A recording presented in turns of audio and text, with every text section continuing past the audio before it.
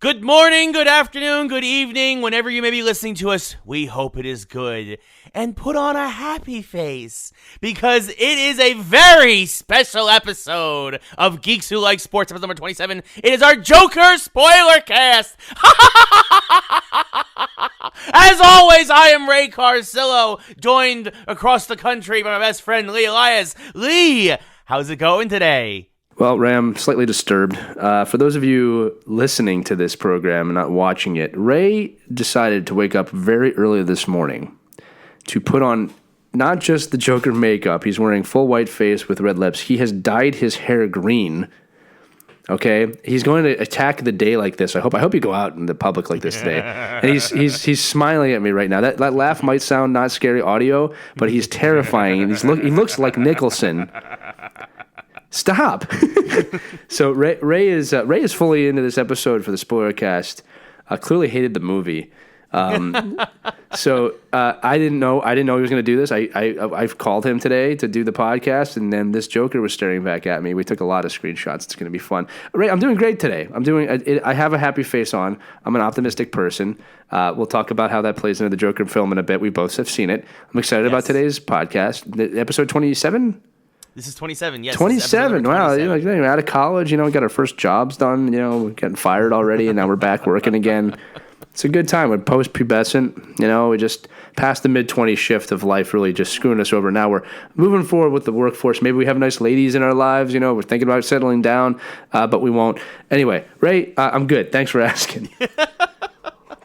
Well, it's good to hear. Like Lee, as you mentioned today, is our Joker Spoilercast. We're also going to get into sports later. Baseball playoffs, NHL, football, obviously a heartbreaking loss. We are recording this on a Tuesday. It's October the 15th, so we actually will talk a little bit about Monday Night Football, the heartbreaking loss for the Lions as the league.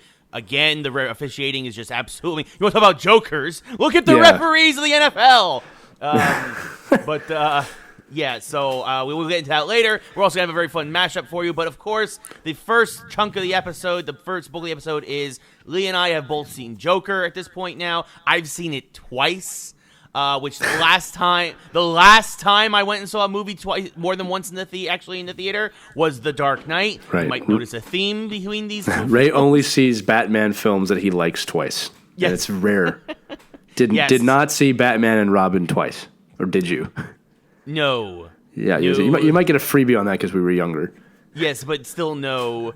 And I didn't see The Dark Knight Rises. I saw it last day. Batman Begins and The Dark Knight were the last times when I went. And I guess it's something to me. I actually take pride in it and actually kind of flattered that a lot of my friends like to see these movies with me because they want my immediate opinion afterwards, after they've immediately seen it. So I appreciate it. We had a really great discussion last night, which I'm sure I'll regurgitate some of that here. Hopefully. But Lee, let me get your initial thoughts on Joker. Well, before we do that, Ray, I just want to say for the third time that this is a spoiler cast. So if you have not seen the movie yet, keep listening. You'll be spoiled, or don't. Yeah. All right?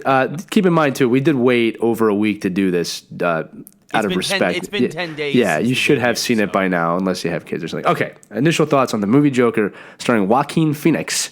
Yes. It was phenomenal. It was a phenomenal film. All right, there's so many layers we got to peel back here about things that are going on with the film, outside the film. It was so well done. Now, I'm going to approach this first, Ray, as a geek point of view, not talking politics or why people think that the movie is going to cause... I'm not getting into that right now. I just want to get into the geek side of it because that's really what matters to me. It was masterfully done. So one of the beautiful things I like about this film, and we may disagree on some of this, which is totally the point, right? Right. Is that the Joker's history has always been a pick-any-card type deal. There is no definitive history. It's a choose-your-own-adventure all the time. I always refer back to one of the brilliant things about Heath Ledger's Joker was, do you want to know how I got these scars? Like, it changes every time. Yes. So I believe that this film is another in that lineage of, did it happen? Did it not happen? Yeah. You can take it literally. You can take it metaphorically. It doesn't matter. I always refer to the scene at the end when I'm talking about this movie right now, when he is speaking to his shrink, if you will, in Arkham Asylum, and probably ends up killing her. And he's laughing, and she says, which has been confirmed, that's the only real laugh in the movie. Apparently, that's his only actual laugh.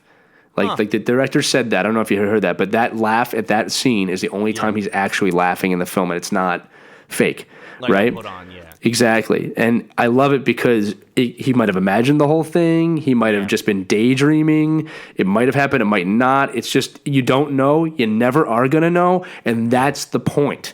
And that's why I love it so much. You don't know. You're never going to know if that was real or not.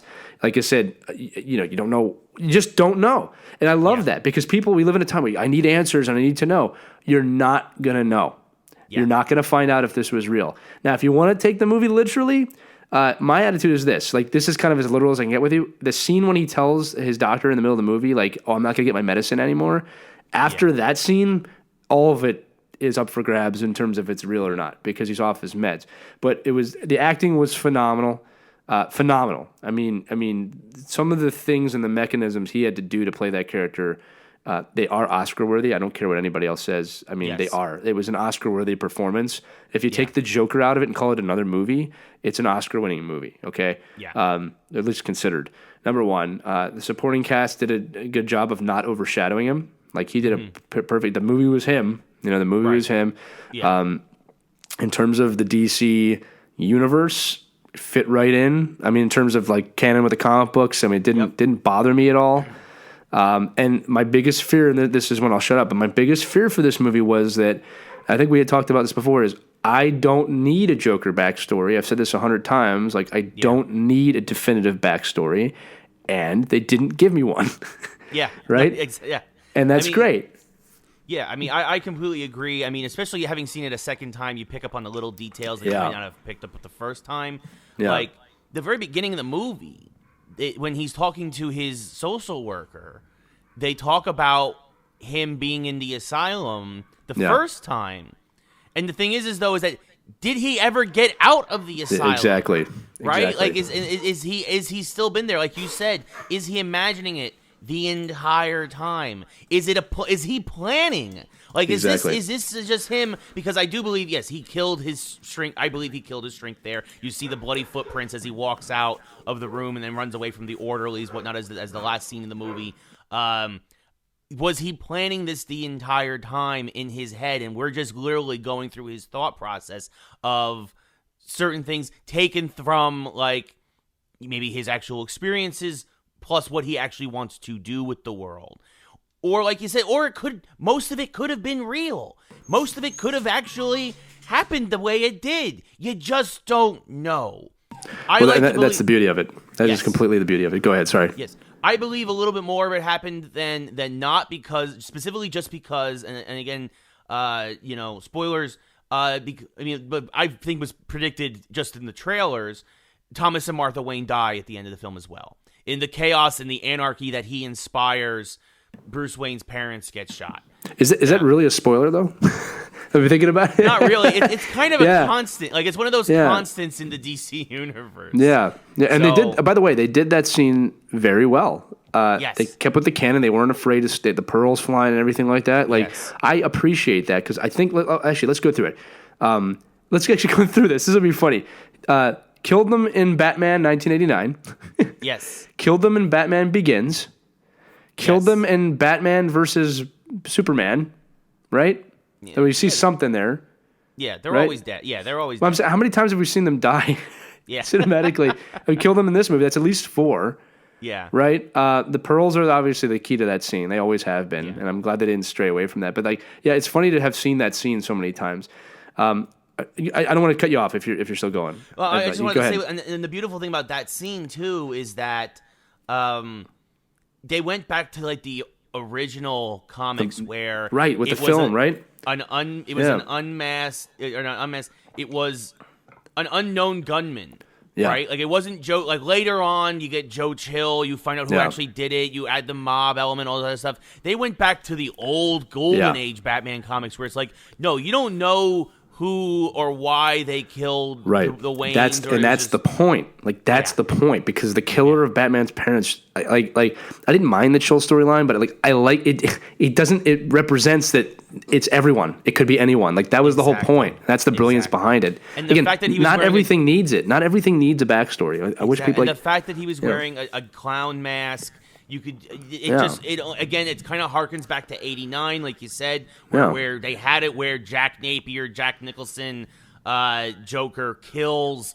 To have that more through line, but I mean the movie paid homage to so many classic Joker moments. Zazie Beetz, his character Sophie, we find out later was really a hallucination. Says you should have robbed the bank.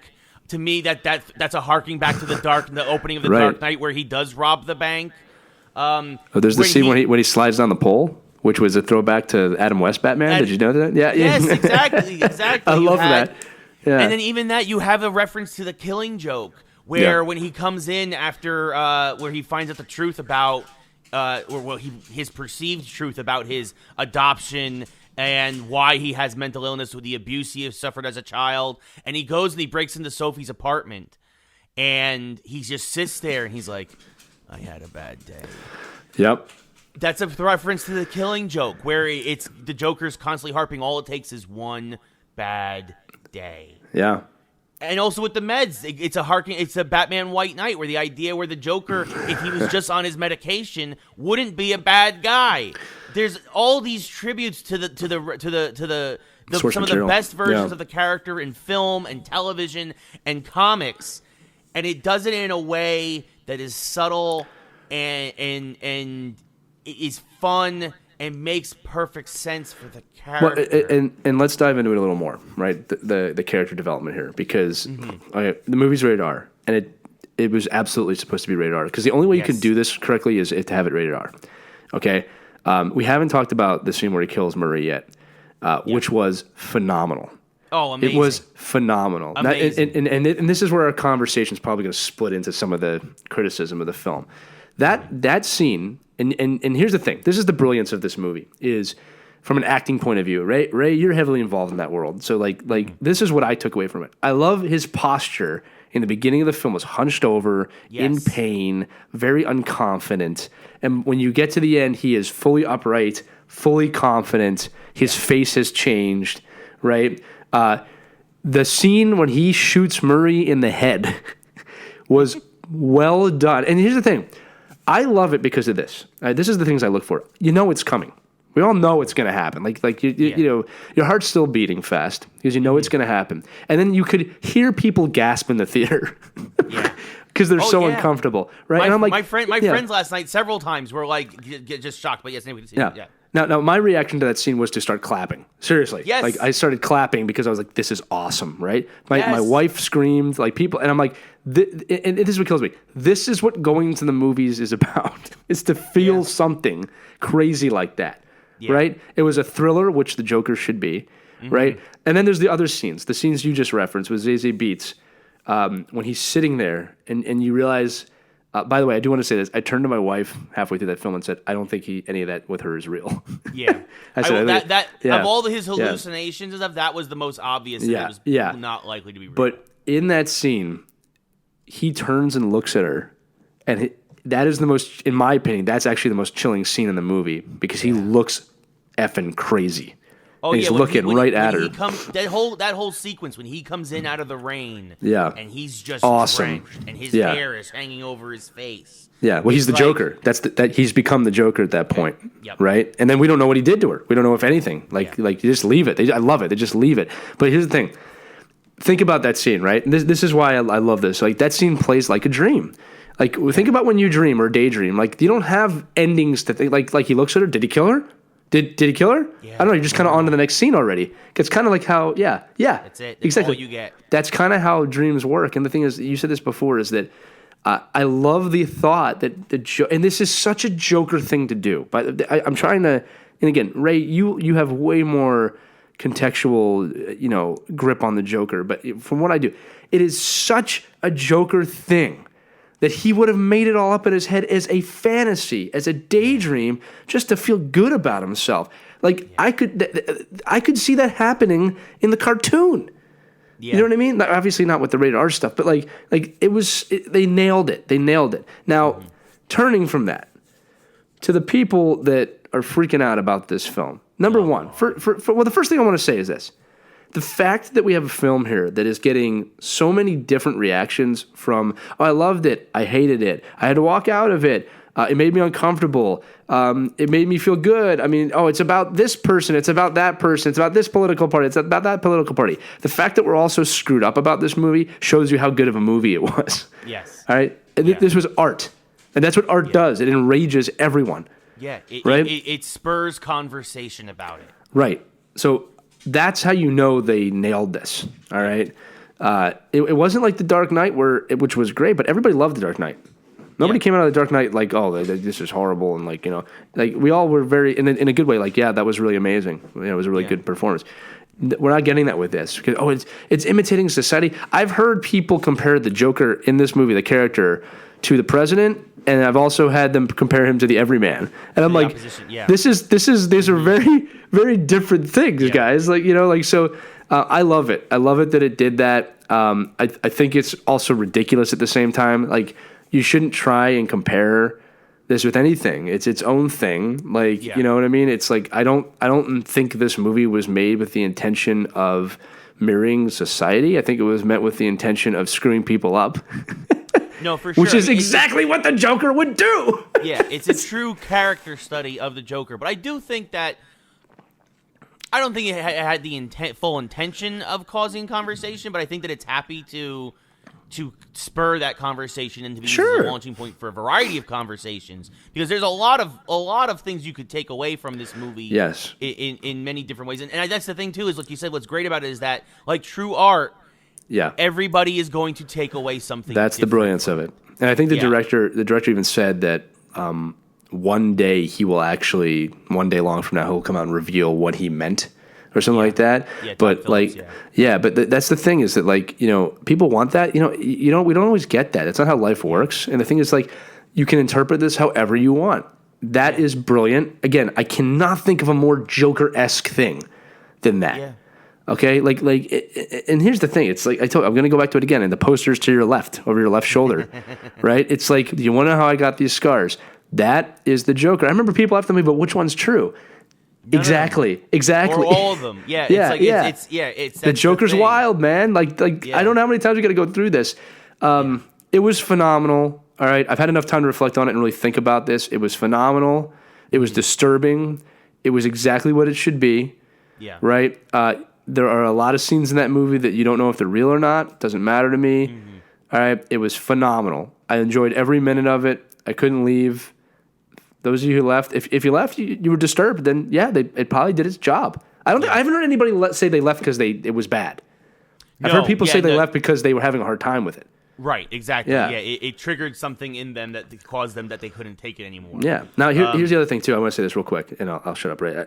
I love villains. I love them. Okay, which freaks people out because most people would say I'm a nice guy, right? But I really love villains. I mean, I do. I mean, I prefer villains. Like, this is one of the reasons I love Quentin Tarantino movies. Yeah. All right, just because he's just so well done. But like, I love villains, and it's funny, right? Because Travis, a friend of mine who's been on the show before, we were going before we saw the movie. We were going through the top 5 villains of all time in cinema, which is really hard to do. Yes. Right? Because you think, oh, there's a lot of great villains. And then you start counting it. It's like, okay, yeah. So Vader, Joker, and then you kind of like, It kind of trails off. Yeah. Yeah, because if you really think about it, like, who's iconic? Thanos is on there now, right? Yep. Okay. Now, but here's the thing. You've got 2 Jokers on there. We also had Hans Landa from Inglourious Bastards on there. Okay. Yeah, that's a he was a brilliant voter. But, like, think about this. Like, Hannibal Lecter, maybe? Sure. Yeah, I mean, yes, right? Yeah. But think about this, in all the movies that are ever made, right? And it's like that's a lot of film out there. Like, it's like, really go beyond that. Now we all have our own, and please comment, by the way, we'll probably put this clip out there, but comment, who is your favorite villain, or give me a list of your top 5 villains. I bet you most lists are going to echo each other, give or take, 5 or 6, a few names, sorry. But like, really, Vader's on the list, pre-Anakin. Yeah. Okay, Vader's on the list. Yeah. OG Vader. Yeah. The way I remember him as bad. Vader's on the list. The Joker as a villain, like, almost shared between Nicholson, Ledger, and Phoenix. Yeah. Almost shared. I mean, because all 3 of those could be on the list by themselves. Yeah. No, for sure. Hannibal Lecter's a good one. Hans Landa's a good one. Mm-hmm. Who was the other one I said? I mean, because here's the thing, like Jason and like Freddy Krueger, like they don't make my list. No, because the thing is the best villains they're well rounded, right? There's depth to their character. There's a reason there's a method to their madness. Yeah. Thanos was the other one. Sorry, Thanos was the other one. Yeah. Yeah. There's something that drives them that compels them to try and change the world in the way that they want to change it. Now, here's the funny thing, right? If I ask someone to do a list of top 5 superheroes or heroes, that's impossible, right? Yeah. Because it's going to be like this. Okay, I'll just be like Superman, Batman, Luke Skywalker, Han Solo, Spider-Man, right? And then this is how this conversation is going to go. I just threw names out there. Those are not my top 5, right? Right. What about Indiana Jones? Oh, okay, that's a good one too. Wolverine? Oh, okay. Well, that's a good one too. But it's going to go on forever, right? Yeah.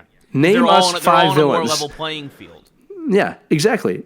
Making a really, and this is why I love it. This is why I love villains. Making a really good villain is really freaking hard. Really hard. Mm-hmm. Okay? And it's even harder, and this is going back to the Joker, it's even harder when you can't give him a backstory. You know why Infinity War was such a good movie? Because it was Thanos' movie, right? Mm-hmm. They gave us context to the character. They gave him meaning. They gave him a purpose. Yeah. And again, some people, for some reason, like, I get what he's saying. I'm like, no, you shouldn't get what he's saying. He's trying to kill billions of people, right? Same thing with Joker. I've heard people say, like, I get it, man. I get it. I just go off the horn like that. I was like, don't do that. But you really shouldn't kill. You shouldn't really kill the rich. You really shouldn't, shoot talk show hosts in the head. We don't. We here at Geeks Who Like Sports don't. Even though I put on face paint and green hair dye, do not actually condone the mass murder of rich people, talk show personalities. We just don't condone murder, Ray, in general, right? Yes. You gotta choose your words carefully there. You know what I mean? Very poor choice of words. But yeah, no. It's in terms of final thoughts, it was phenomenal. From a geek standpoint, this was a triumph. People have been ripping on comic book movies lately as not real cinema. This was real cinema. This is how you always gauge it, right? And this is not a shot at either side of that argument. If I called this movie something else and I called him something else, it would still be a phenomenal piece of cinema. I cannot call Iron Man another movie. Right. Can't call Spider-Man Night Monkey. Well, you probably could now, but you know what I'm trying to say. Like Avengers, like you could. This movie would have been great whether it was Joker or not. And I also have to say this too, as a final thought, at least for me. I have to give Joaquin Phoenix a ton of credit. Oh, goodness, yes. Not just for his performance, but because there is a tremendous amount of pressure on doing this role. Mm-hmm. Tremendous amount, probably more so than any other villain in history. Actually, I'm going to say that, more than any other villain in history. Vader wears a helmet. All right, you don't have to show any kind of facial expression. He played it. The last person to play it, the second to last person that played it got an Oscar. All right, it's a hard role to play. Number one. Number two is the role scared the hell out of him. For those of you who aren't, film people, his brother River Phoenix. Who was older than him, died a long time ago. He was in Stand By Me. He was a famous actor too. Yep. Joaquin got out of acting. His brother got him back into it before he died. And like films like this terrified him, and he did it. Yeah. He lost an incredible amount of weight for it. The therapy afterwards. He set that up probably before. I think he set that up before they even started shooting because of what happened to Ledger. Lost an incredible amount of weight for this film, right? Yeah, it was to the point, a ridiculous amount. Yeah. Here's the last thing. You want to know how good this movie is? Watching Joaquin Phoenix, not the Joker, not Fleck, watching Joaquin Phoenix on talk shows now is slightly uncomfortable when he's talking. Like he was on Fallon, he was on all those shows, and like there's a lot of memes out there, but like it's like I'm watching Joaquin Phoenix and I'm like, this is weird. This is very weird now. Because he doesn't look like he does in the movie. Like he's put all his weight back on. And it's because he was dangerously thin in this movie, obviously. And it's just like, it's funny watching him talk to Fallon because Joaquin Phoenix is kind of an uncomfortable guy to watch to begin with. Mm-hmm. You know what I mean? He's just a little socially awkward. It's just this way. He's always been like that, And it's just funny. But yeah, look, we can't talk enough good about this. If you haven't seen it yet and you're still listening to this somehow, go see it. Go see it again. But take it for what it is, please. Go to the movie to see it for a movie. Take all the social talk about it out. Like, there's too much of that going on. This is why we can't have nice things. Just go and enjoy the movie. And if you don't like it, that's fine too. But just go and enjoy it. It's a thriller. It's a film. No one's gone out there and done anything stupid yet. Yeah. In spite of all the fear, stupid things happen every day. Well, because I think that's the thing is that I think that people understand that it's again, video games, movies, music do not drive people to do bad things, and I think something I do want to touch upon is that the movie does have a lot of themes, and the movie does have a lot, at least stuff that I took away from it. One of which being just in general mental health. Yeah. The most powerful line in the movie isn't spoken; it's written down. Yeah. It's and I want to make sure I got this right. I want to make That's worst part about having a mental illness is people expect you to behave as if you don't, and it sums up the movie in that one line and everything. I mean, more than anything else, and I think that, and it does take. I think it does take some shots at the current state of the country, the certain temperature of things, sure, the general lack of empathy that I think that people sometimes have, or at least art imitates society. Yes, exactly. Yeah. Is that this? And I think that I would love to know, like, the people who walked out. I want to know the people who didn't enjoy it. I want to know. I want to know honestly. And please comment below. Email us geekswholikesport@gmail.com. Why you didn't enjoy this movie. Like, I want to, like, we're gushing about it, but I want to hear the opposite. I want to hear the naysayers. Yeah. I want to hear why you didn't enjoy this, because I thought it was an amazing reflection of society. Did it make you uncomfortable? Like, what like, let's have an actual discussion about it, because like I really haven't seen anybody who hasn't I haven't seen anybody that said it was horrible. Right. I've had people say I didn't like it, but like I didn't get the impression it was horrible. It's just, it freaked me out. Like, that's kind of what I get. So yeah, let's have that conversation, because I want to hear from it too. It's not so we can negate you. I'm just curious. No, seriously. I mean, like, was it something about the messages it was sending that triggered you? Was it Joaquin Phoenix's performance? Was it just the general, vibe of everything that was going on? I mean, and that too, by the way, the aesthetic of the movie, the 80s vibe, the feel of a filthy, dirty, grimy Gotham that was shot in Newark, which of course we both have experience being very close to. It's just not far off from the real Newark. No, yeah, it's true. Yeah. I mean, it was Newark, but anyway. Sorry. For those of you listening that have never been to Newark, it's a very interesting place. Okay, it is. At least when we lived there, heavy crime. Okay, yes. It was known as the car stealing capital of America at the time. Mm-hmm. My wife went to medical school there. I mean, there were shootings out in the parking lot where she worked. So it was just a very real, like, they might as well call it Gotham. I mean, they kind of do, right? New York is kind of Gotham, right? But like, it was a scary place to be. I could see how someone in that city would lose their mind. Yeah, no, for sure, exactly. Especially, and again, I think that the movie showed that what can happen when somebody's beaten down again and again and again, to an extreme, obviously a super extreme case. But I think that it's something that I think that we as a society would benefit from talking about, yes, what happens when a government program for the mentally ill gets cut? Yeah. What happens when, Well, you push the buttons. How about just that? Like. Yeah. That was the whole point of the scene with Murray is like, and he asked the question. Yeah. What happens when you're mentally ill person who's been beaten down by society and treated by trash? Yeah. Like, you get what you deserve. That's not the exact quote, but you get what you deserve. It's like that was a statement. That was a statement in the movie about how we're treating mentally ill people. Yeah. Okay.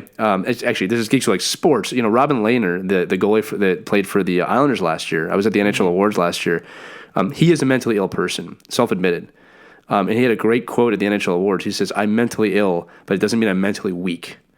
And I thought that was very, very profound of him to say that at the NHL Awards. It spoke to a lot of people that there is mental illness, and that's okay. That doesn't mean someone's mentally weak. This guy's an NHL goaltender. He won goaltender of the year.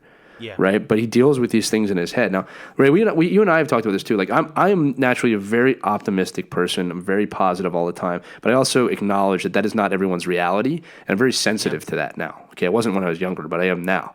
All right. Mm-hmm. So when I talk to people about this stuff, I always say that, like, look, I can't feel what you're feeling. I don't have thoughts negatively like that. Okay. I do have negative thoughts, but not deep, dark place thoughts. Okay. Yeah. But I don't look down on that, and I never have, to be fair. But I'm just more like understanding that exists now, and that people deal with this every day, and they need help, and we need to start talking about that. And this isn't about guns; it's not about violence. It's just about that issue right now. It's a real issue, Yeah. I do want to say too, because I don't want to forget, a good friend of ours, Bradley Marsh, had a brilliant idea. And we're going to share this clip, so we make sure that you check it out for him. He had a brilliant idea. So Brad has dealt with demons in his past, and gaming has always been his reprieve. And when I hear him talk about it, it's the most passionate I've ever heard him talk. Video games have saved his life. He'll tell you that, right? Like they were his escape. And so he decided to make a website. And I want to make sure I get this right. It's mentalhealthgaming.com. And Ray and I both thought this was a brilliant idea, because he's essentially creating a website and a blog and hopefully a podcast in the future about mental health and gaming and how they work together, and that there's a community out there. And I know he's doing this because he wants to know if there's a community out there that shares this. And Brad, I'm telling you this right now too, and Ray is as well. It does exist. Yeah. When Ray and I were at PAX, we heard people talk about this, about how it saved their lives and stuff like that. PAX was really eye-opening to me about the gaming culture, because I have not been in it like you have, Ray. It was really eye-opening to me, that community. Also eye-opening to me how ridiculous, people are when they say that these things cause problems. I mean, they're saving people's lives. Yeah, no, yeah. I mean, no, even our former guest, Scott C. Jones, who came on the show with his Heavily Pixelated podcast. It's the same thing. It's stories about how gaming has helped people in big ways. And I mean, even myself, I don't talk about it much, but honestly, the only thing that I had for a lot of years was my escape with video games. I mean, I'm not going to get into it. I've never been to a therapist. I've never been diagnosed or anything like that, but I have a lot of dark thoughts, and the only thing that usually gets me to turn my brain off is video games. Honestly, I strongly believe that I wouldn't be here if it wasn't for video games right now. So I do need to pause and say the fact that you just said all that with the makeup on is a little freaky. Oh. I think you forgot that you look the way you look right now. Yeah, I know. All right. So, So, first thing I wanted to say is that it's okay. Had you gone to therapy or anything like that, there's nothing wrong with that. Number one. No, there's not. But I think that's another thing that the movie touches upon, is that a lot of these resources aren't available to a lot of people. Yeah. Right? People don't have. A lot of people out there are living paycheck to paycheck. There's 15% people homeless here in LA. Yeah, most probably people could use help, who could use that help, but they can't get the resources. They can't get to that stuff that they need because of how things are right now in society. And I think that, sorry, I get another. I was just saying, as you can tell, it must be 9 o'clock, getting towards 9 o'clock in LA, because the trash guy is just showing up at Ray's place every episode. We have so much so the garbage strike is over. Brilliant. No, yeah. Call back. We have trash collection 4 times a week here in LA. It's ridiculous. At least here at my apartment complex. Anyway, that aside, I think it's that's another thing that the movie touches upon, with the programs being cut, with the government not saying they're not doing enough, but not doing enough. They don't care. World. Yeah, that they don't care. That's what the woman says. The woman says that. You know what? They don't care about you. There's no again, going back to what I was saying earlier. There's not enough empathy in the world of Joker, and there's really probably not enough empathy in our world either. Well, I think that's something that's what the movie's trying to say. I think that's fair, and like I said, I think that's very fair. All right, and I think that a lot of these things, like I said, I'm a big believer in the pendulum swing. That we will get back to a better version of ourselves at some point. We tend to do that, right? And like I said, the empathy is a great word. That is missing. We also live, and I would say this, I'm a big, you got to see both sides of the puzzle thing, right? We also live in a really great time technologically. You and I are sitting talking about games and what I'm trying to say? There's a balance here, but it doesn't mean it's a battle. It's just a balance. We do need to be more empathetic. I treat everyone kindly. no matter what. I don't care what you believe in or what you're doing. Unless you come at me in aggression, I'm going to treat you kind. All right? If you come at me with aggression, the hockey player's going to come out. That's not good for anyone. Yeah. Okay, that's not good for anyone. Like, I don't care if you break my nose the 9th time. Anyway, I want to say this about this world in terms of what we're talking about with mental illness and how games have saved people's lives. This is what I believe, Ray, and this comes down to more than just sports, geekdom, whatever, okay? That if you believe in something, and I do believe, and you know this in my line of work, that almost everyone wants to be a part of something. Mm-hmm. Okay? And the dumbest thing we do in society is that's stupid. You shouldn't be believing in that. We talked about this before.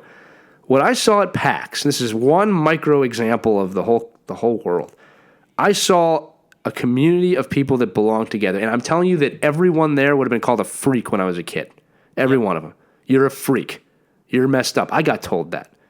Right? I just gravitated towards sports more than comics. That's where you and I are the same. We just split a little bit. But your dedication to comics and gaming and geekdom, your passion for that, and I have a passion for it too, but your passion for that, my passion for hockey, it's a power. It's the same.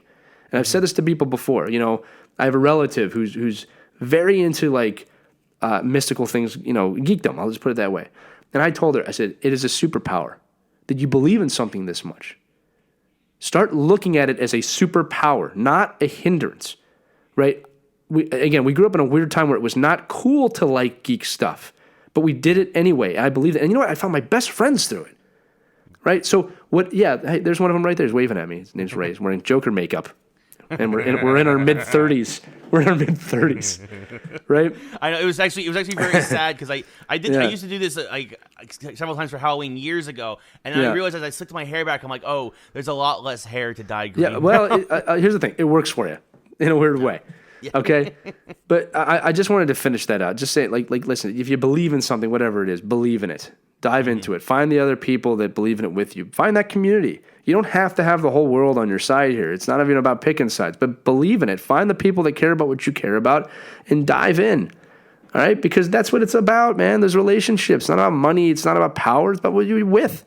Yeah. We do the show because we love talking to each other. We want to share it with everyone. And look what happened. There's a community of people that love it. I mean, it's like we're blown away by. We're blown away by that.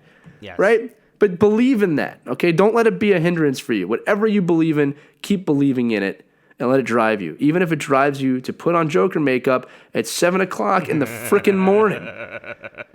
What are you doing, man? No, I love it. Go ahead. Sorry. We should probably transition at some point to sports. We should, but just again, just also wrap up. And that too, and I think that also, again, what the movie tries to say too is that not to be afraid to hold the people in power accountable. Yeah.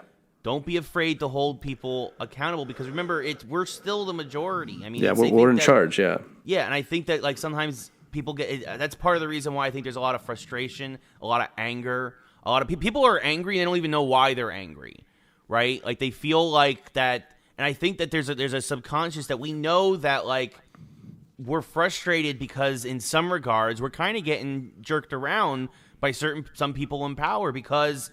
You look at a perfect example is the logical gun laws, logical gun control, not taking guns away, logical background common checks. Sense, yeah. Common sense, that's the word thing. Common sense gun laws.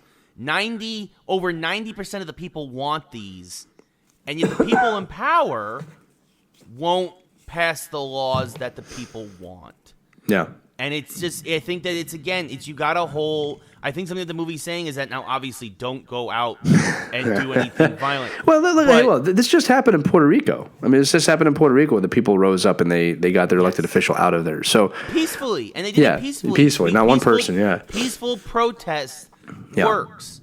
Don't be afraid. That's another thing about the film I think that people can't lose as a message is don't be afraid to stand up for yourself. Now, don't do it the way the Joker did it and start shooting do it the way the people of Puerto Rico did it. Exactly.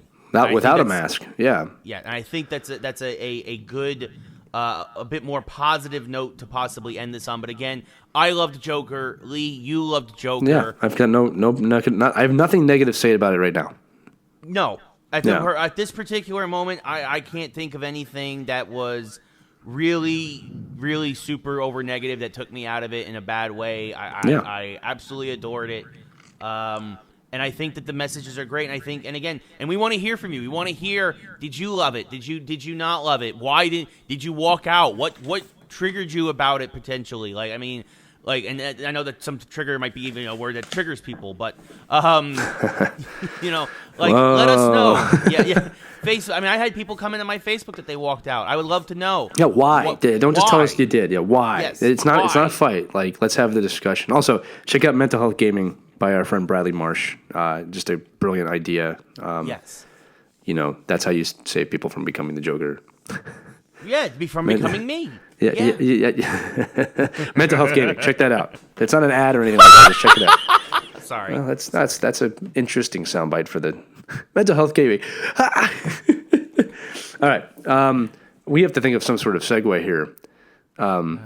You know, to sports from this.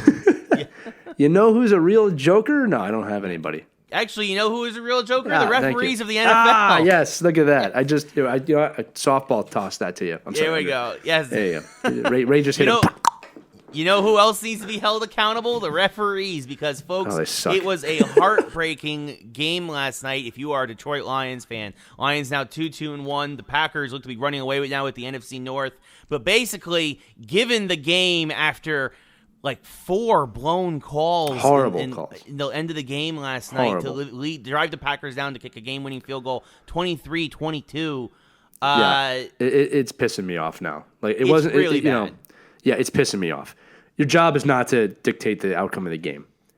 Yeah. I'm going to say this too. Eagles lost to Minnesota this week, and what I thought was a actually interestingly officiated game. So a lot of people are really mad at the officiating that game, but I actually thought he let them play. Like, I thought they actually let them play. Now, it did not work in our favor, obviously. It was not the Eagles' day. Mm-hmm. But, like, there were some plays where, like, you know what? 9 times out of 10 it's reviewed. It wasn't reviewed. It was a scoring play. And I was actually okay with it. Because none of them were like, he was clearly down. It wasn't that. It was like, he's kind of bobbling the ball. And, you know, it's like, no. Dude's in the end zone, man. He broke the plane. Like, play the game. And, like, again, a lot of Eagles fans are very mad. And I understand why, obviously. But it's just like, what are we doing here, NFL? What are we doing? Yeah. What the hell are you doing? It's becoming unenjoyable to watch the game now. Seriously. All right? Yeah. And that's not good. Okay? What the hell are you doing? I mean, it's honestly a question I don't have an answer for. Like, there's too many rules. You are tiptoeing over everything. Yeah. Right? Like, it's funny, Ray, because I've said this before, like, in baseball, how, like, I'm okay with the digitized strike zone. Yes. And some people want the error of the umpire as part of the game. Well, I'm applying that to football here. Like, there's too many judgment calls that are being made based off of someone's interpretation.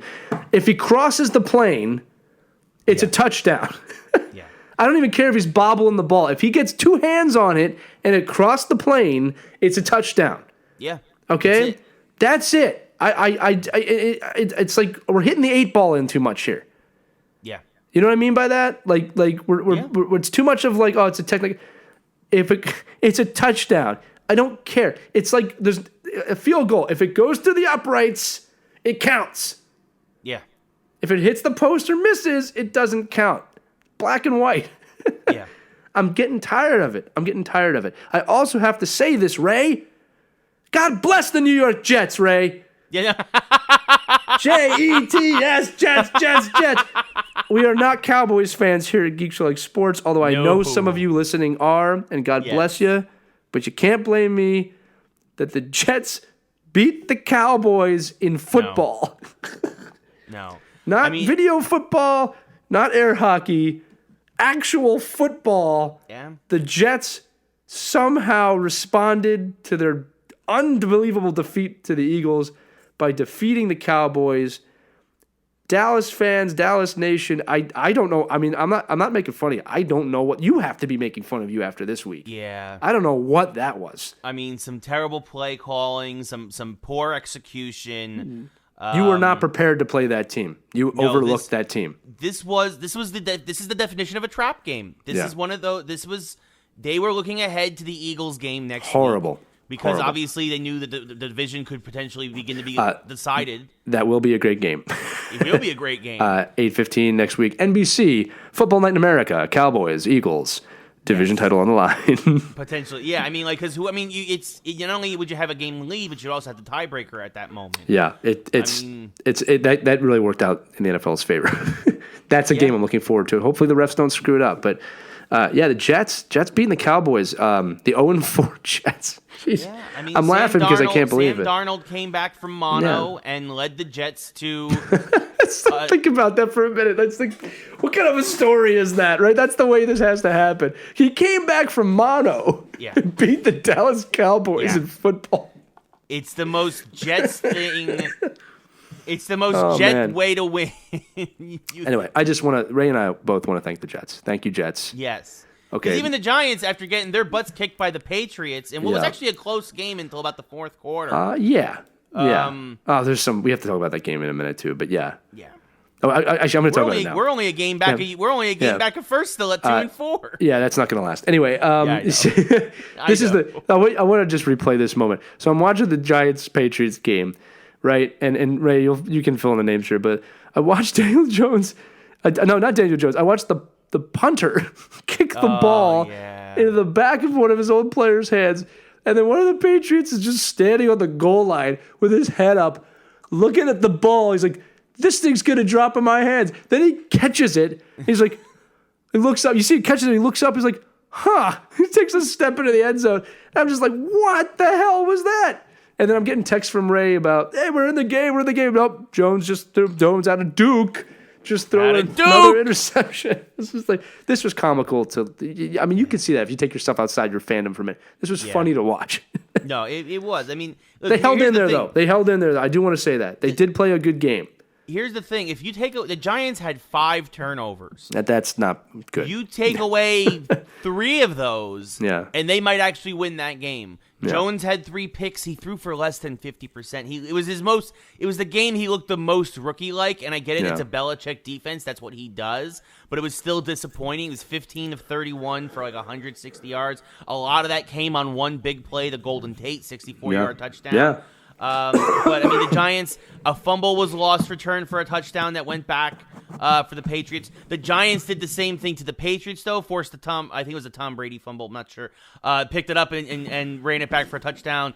But, I mean, so the defense actually played well, but, like, when you turn the ball over 5 times, one of those being that ridiculous punt play, you're going to lose the game. Ray.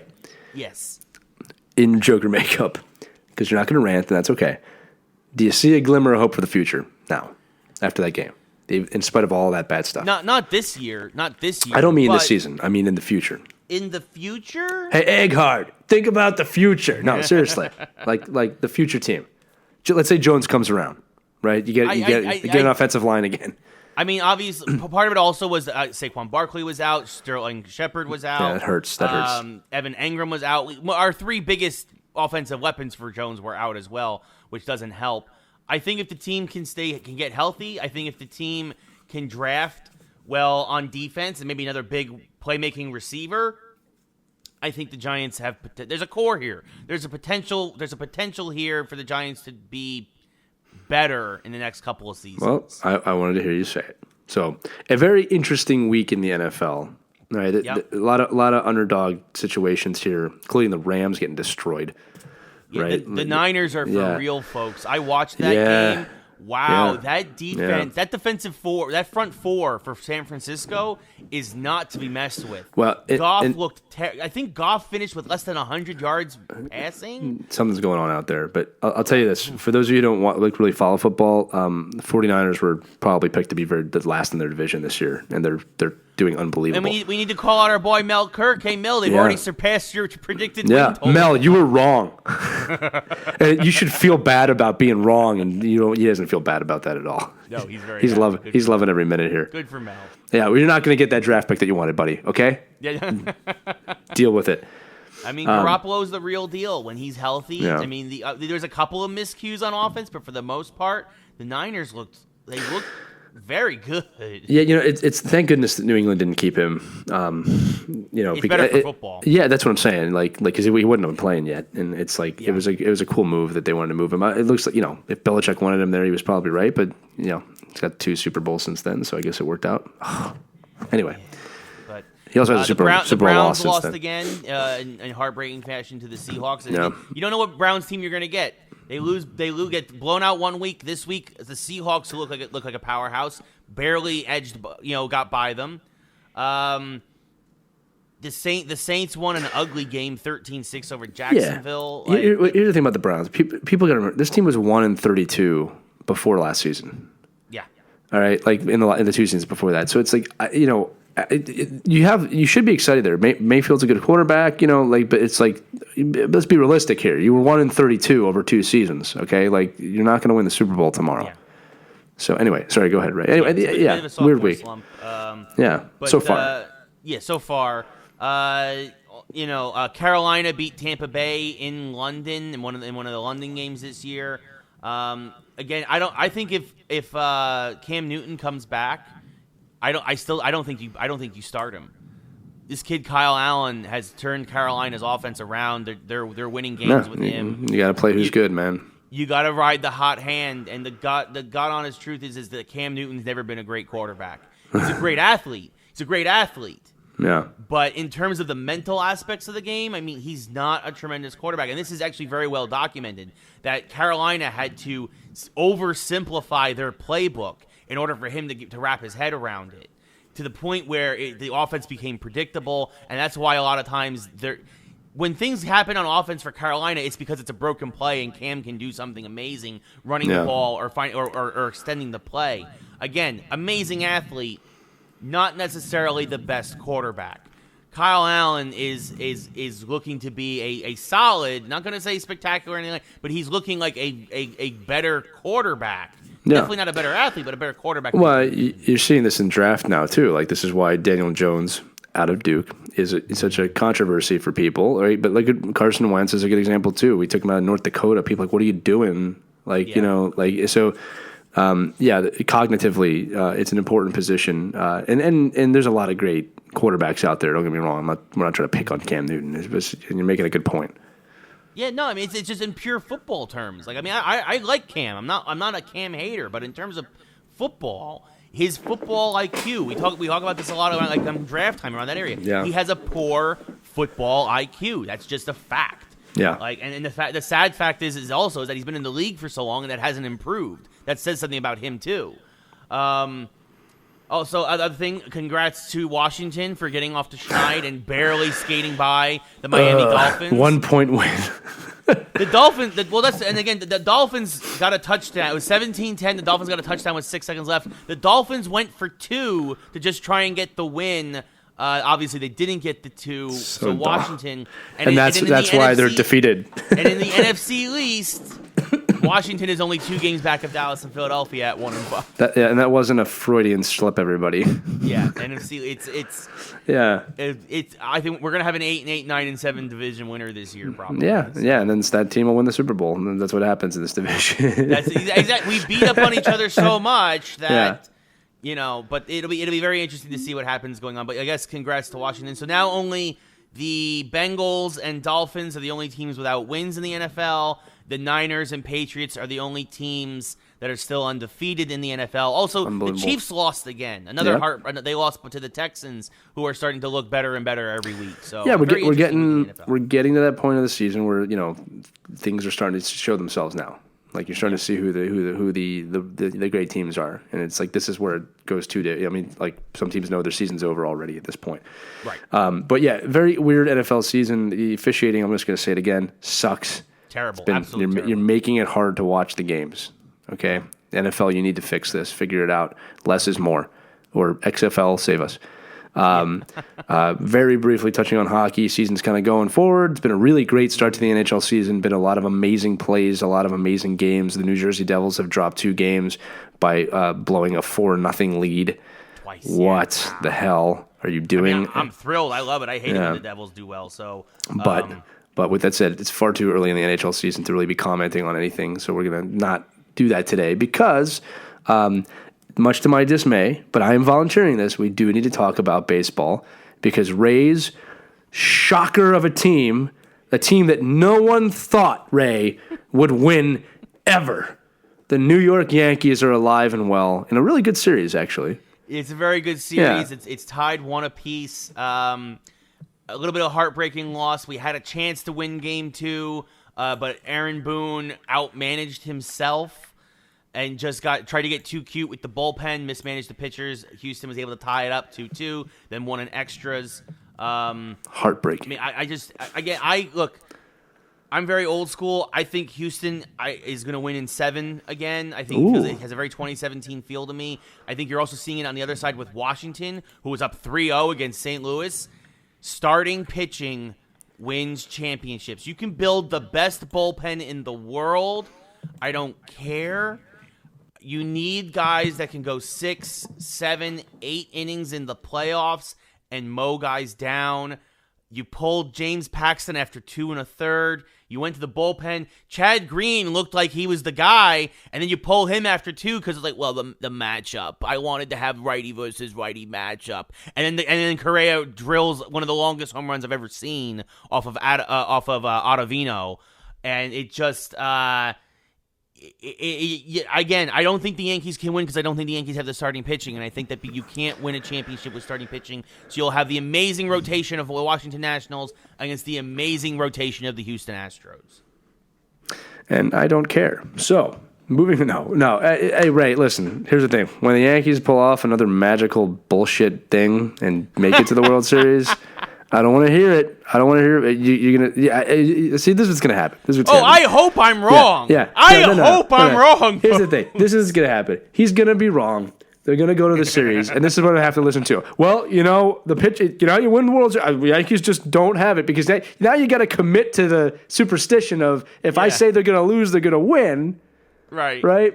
And then you're stuck with this kind of awkward. When they do win the World Series, you're stuck with this awkward, like, well, I can't tell everybody I knew they were going to win because I kept saying they weren't going to win. Then it turns into this. I'll tell you what, man. They came together. I didn't think they were going to do it. They came together because of the New York Yankees, the greatest thing that ever happened in baseball, which is true. And then and then you're going to have to be like, 28 World Series. Yeah! I'll have the shirt, the hat. Maybe I'll put makeup on again. I'll do all white makeup with the blue pinstripes on my face. I don't know. We'll figure it out. I'm doing a Ray face right now. That's how much I... Here's the thing. I put on a happy face, Lee. Here's the funny thing about this is that, like, I want them to win for you because I don't have any Astro Nat fans that I really know. Yeah. I can't root for the Nats just on principle. Yeah. Right? It's like Atlanta. I can't do it. By the way, right. I don't know if we talked about this before, but that's a very northeastern thing I found out. I didn't realize that until I lived in Florida for a few years that we don't, well, friendships aside, right? Like I said, I want the Yankees to win for you. It doesn't mean I want the Yankees to win. I want them to win for you, right? But that's a northeast thing is we don't root for the teams in our own division. So, for example, if the Eagles get knocked out, I don't want the Cowboys, Skins, or Giants winning anything. I just don't. This is how I was raised. But when you go down south, and this is funny, like SEC football, the dominating force in the NCAA, and these teams hate each other. Like Auburn, Alabama hate each other. But I remember if Alabama or Auburn gets knocked out, they root for the other team because they want the SEC to win.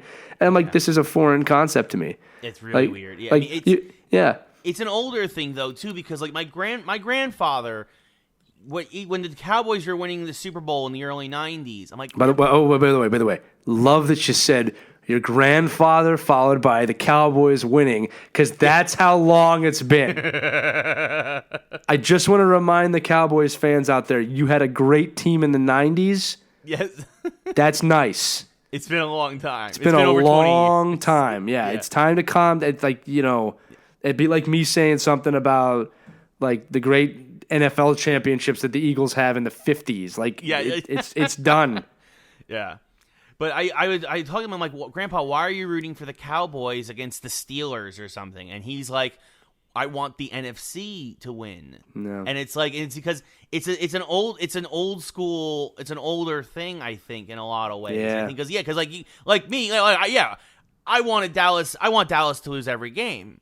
Of course, right? Like that's like even if they do win the division and they're in the playoffs, I still want them to lose. I want them to lose as much as possible. Yeah, like that's how it is. Like you don't want your division rivals to win. If anything, for me, also like I root for the teams that have won the least to win. If they're doing well, right? With the Go Chiefs Jets or somebody or Go Jets. That proves your point right there. Yeah, right. No, I mean like I don't hate the Jets. I mean they're kind of sad and pathetic. You can't hate them. So like it's just kind of like there. Yeah, even Gary Vaynerchuk. They're the Arthur Fleck saying of the NFL. Oh, they're bad. They're bad. What happens when you have a football team that hasn't won and then they play the Cowboys? I'll tell you what. You get what you deserve. Oh man, beautifully done. It's true. It's a different sports mentality in the Northeast, and like I said, I know we have listeners all over the country, but like, look, there's also places in the country where people don't really care about their pro teams as much. I mean, again, the South is a great example. I lived in the Panhandle of Florida, and like, it's like, what's your NFL team? They're like, oh no, maybe the Saints. Like, it's just not the same down there because college football is king down there, and. I know when you go out west, the passion is there. Don't get me wrong. I'm not saying that we have more passionate fans over here. It's just a different mentality. If you're passionate, you're passionate. It's the way it is. You know what I mean? Well, even here in California, college sports is big. I think college sports are bigger than pro sports here in California, outside of maybe basketball. Yeah, well, basketball is a Californian sport now. I mean, I don't even know why we bother. It's like, who are we playing? It's the Sixers in Boston versus California in the final this year. One of those teams is going to be there. Again. Yeah. The other thing I was going to say, too, about this is that, what's funny is that the only time I think it's okay, the only time I could root for another team, like really like dive in, is if, and this doesn't happen anymore, is if like the Yankees were playing the international team from South America, fill in the blank there. I don't want to call any team names out, but like I could do that. Like if it's America, an American team versus a foreign team, which doesn't happen too often, understandably anymore. Yeah. But like when the Flyers played the Russians in the 1970s, like everybody was rooting for the Flyers. Yeah, everybody was rooting for but that doesn't happen too much anymore. It was like World Baseball Classic or the Olympics. I root for players I don't like all the time because I want my country to win. But it's the same thing, right? It's like, I mean, it's like I don't know. I'm thinking about this now. Like if America and Canada were in the same division and America got knocked out, I'd probably want Canada to win. I don't know. That's a conundrum for another episode. Depends on who they're playing. It's an interesting question. Yeah, like I don't know about that one. That's it's our neighbors to the north. Our hat. Yeah, I mean, if we're in the same, like if it's Canada versus Russia, like I'm rooting for Canada all the way, right? Yeah, okay, that's a conundrum. We'll get back into that. That's a rare. When's the next Olympics? Next year? But stay tuned. Next year's all right, Olympics. Episode 67. We'll get into that. Yeah. Anyway, so so we're coming to a close. Very quick mashup this week. How much time we got? We've got like negative time. Oh, okay. We'll go into it quickly there. I hope you're enjoying this spoiler episode of The Joker now that you're still listening. All right, this week's mashup is very simple, okay? We came up with this idea. Which comic book character would be the best owner of a sports team? Now, I'm letting that sit there for a minute because, again, this is one of those questions like, there's an obvious answer. It's bleh, right? It's not easy to do. I think the go-to person is comic book. I'm being very specific about that. Comic book Lex Luthor. Yeah. Not cinematic Luthor who's a criminal, but comic book Lex Luthor who's a business master and all these things. Now, somebody might say, what about Bruce Wayne? Bruce Wayne is a vigilante at night. He really doesn't care. He'd probably be a horrible owner. Bruce would be a terrible owner. I mean, because he doesn't. Yeah, exactly. He doesn't care. Yeah. About the game. Yeah, about the sports teams or whatever. I think that I think Thomas Wayne would be a better sports owner. His dad would be kind of is. I'm surprised they haven't had him owning the team in the comic books at some point in the past. I mean, it'd be a really easy thing to do. I think they've had like a couple of one-offs or whatever where he was a minority owner or whatever because he's Bruce Wayne. He's got all that money. He just throws it wherever he wants. But I agree with you. Actually, I think Lex Luthor would be a great team owner. I don't think Tony Stark would be a good team owner. No, it'd be horrible. It'd be excess and like he'd care about the bottom line and stuff like that. Like this is the point. Like the obvious answers are not the best answers here. Right. Like, you can't just go with the richest people because like I think they would actually be aside from Luther, who like you said has that cutthroat, be good for business, good for the Luther brand, very Robert Craftian in a way. Like I think Luther would be good. Kingpin would be a great one. Yes, that's another. All right. Yeah, villains would make better owners. Well, we got to think of a hero too. I'll tell you, here's a hero that would be a great owner. This is a technicality. I'm going to set this one up a little bit. This is a technicality. It's unfair, but Booster Gold might be the greatest owner because he knows the outcomes of the game before they happen. And then try to change them. He could do whatever he needed to do to change it up. Skeets would help him out. Again, for those of you who don't know Booster Gold, you're missing out. Sorry. Hero-wise, I mean... I think T'Challa, actually. I think Black Panther might be a good owner. He'd be solid. He'd be a solid owner. Right? I think Now would he have to own Carolina, though? Or Florida? The Panthers. The Panthers, yes. The Florida Panthers for hockey. And it'd be better than whatever they have right now. So that's very true. Right? I think he'd be involved. He'd be one of them young hip owners, right? Like he'd be like one of them guys who like really enjoys the sport, gets involved and whatever. I could see that. Very forward thinking, very technologically advanced arena and everything. But I think that he would also, he would just be a good new face of the league. I think.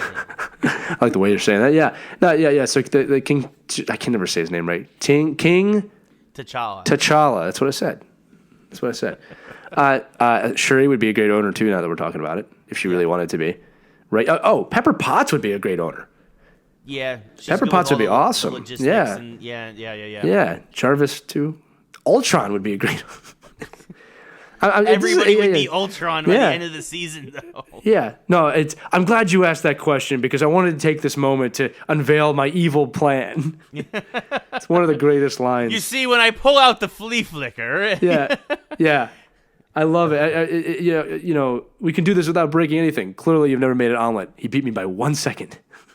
Love that. That movie's a lot better if you watch it again now. It's actually really funny. Ultron's a really good. But yeah, like, who would you like to pick to be a sports team owner from any universe? Actually, Vader? Emperor? Probably not. They don't really care. No, I don't think so. Han Solo would be good. No, Han Solo would be the guy that never wins, but he'd be fun. He'd be a fun team to watch. That's what it would be. Princess Leia. He would never want to know the odds, so it would never work in his favor. Oh, that's a solid geek reference right there. I like that one. Never tell me the odds. We could probably end on that. I'm looking around, but that's a good one, Ray. Boba Fett, Team of Clones. They'll do their jobs. Yeah. All right, we have to come back to that. Like great sports quotes with geekdom. Never tell me the odds. Right? Indiana Jones? Nah, I don't think so. Dr. Joe, he's a doctor. Yeah, it doesn't necessarily make him a good owner. No, I mean, Marcus Brody would be the best. He'd be fun in sports, right? I don't see him doing football, though. He'd be a good baseball owner, which is funny because Harrison Ford played Branch Rickey in the Jackie Robinson movie, so technically it already happened. And they won the World Series, Ray, that year. Yep. It was one of the weirdest. It was one of the weirdest Harrison Ford roles I've ever seen, but yeah. I'm trying to think outside just comic books now, but yeah, there's some good names in there, right? Yeah. No, yeah. So like Lee said, let us know.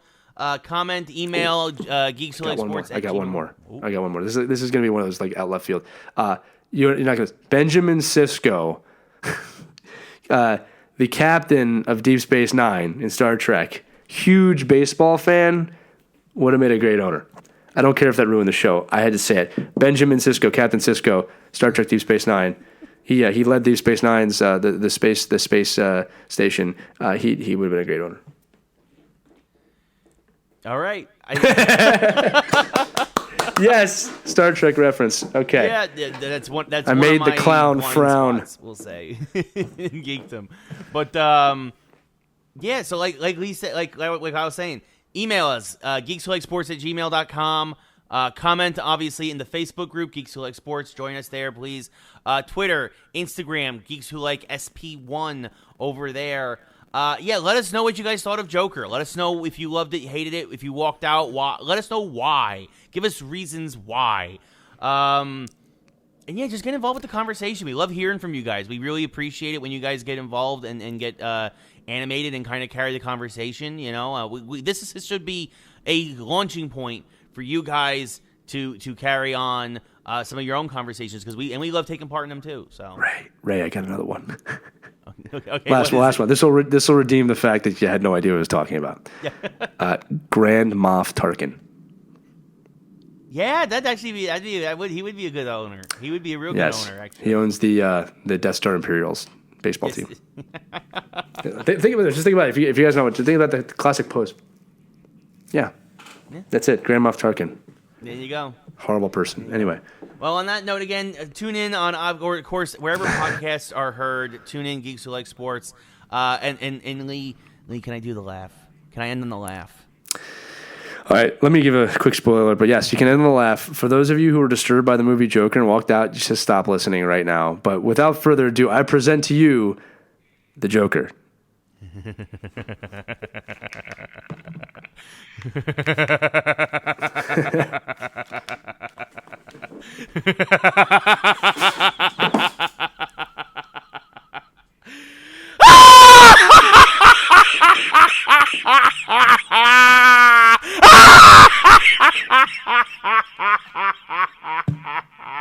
Thanks for tuning in, everybody. We'll see you next week. Good night.